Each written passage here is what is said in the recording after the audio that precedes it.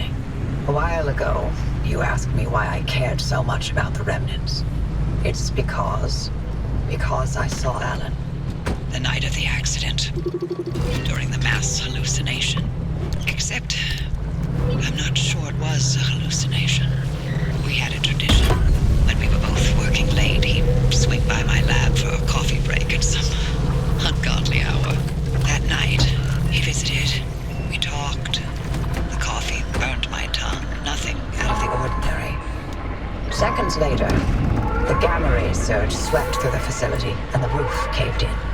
I looked for him in the aftermath. I couldn't find him anywhere because he hadn't been in my lab. He was ground zero at the accident site, miles away in the deep zone.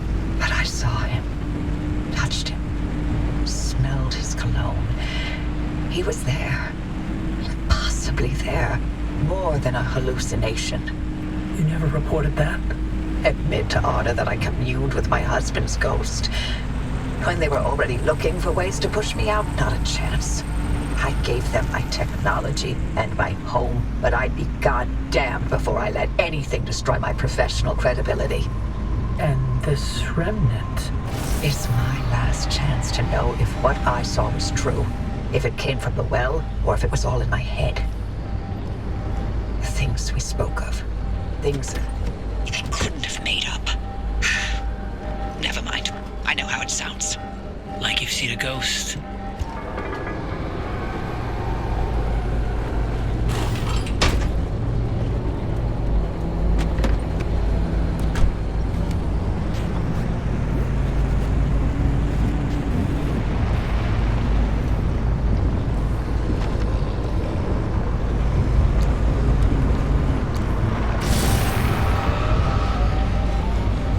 Good news. I can replicate Alan's suppression method. We'll stand some chance of halting the gamma ray burst from the well. 30 years later, my late husband still manages to impress. Figuring out how to keep you alive once the reaction gets going, however, that's harder. But I have an idea. Francis, I need your ear. Go on. We know that as soon as the car gets to the well, the trigger will be instant. Once this remnant expends its energy, gamma radiation will erupt from the well, and the driver will be at ground zero taking the worst of it. Can we activate the gateway as soon as they make contact? It's tricky. Too early, and we may interrupt whatever reaction process the remnant carries out. Too late, and it's bad news for the driver. There's too many unknowns. Only the driver will know the right time to use it. How can you be sure they'll live long enough to make that call? The ARC device has been transmitting data every single second since it was installed. Every drop of fuel, every spark plug that car's lit, I have on record. You've been running an experiment this entire time, with the driver as the guinea pig. The mere act of being alive is the biggest experiment of all, dear. Is that another one of Alan's sayings? That one's all mine. Driver, we've seen that car protect you this entire time. It's triggered a gateway in your time of need. It's ferried you back to the garage through every circumstance and obstacle and bump in the road. So we can trust that it'll protect you long enough to get you away from whatever and wherever you end up. Still sounds like a heavy dose of blind faith to me. Could be. There's one last part to this, and it's waiting for you back at the auto shop. Take your time. Enjoy the view.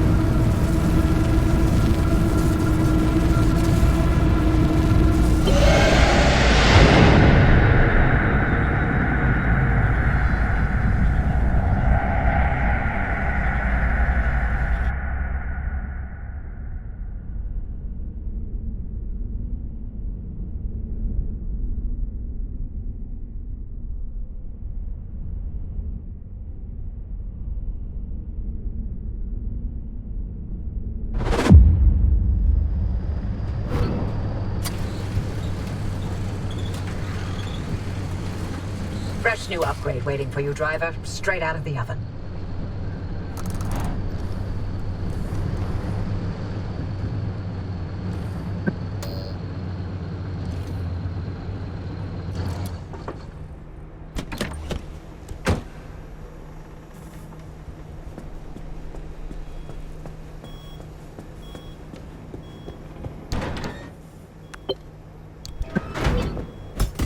What do you think, Francis?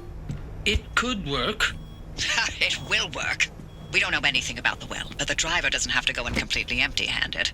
You're removing the arc device's limiter and overloading its charge capacity. Right.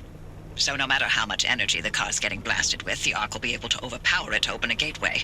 It's the only way to extract the driver from whatever's going to happen at the trigger point.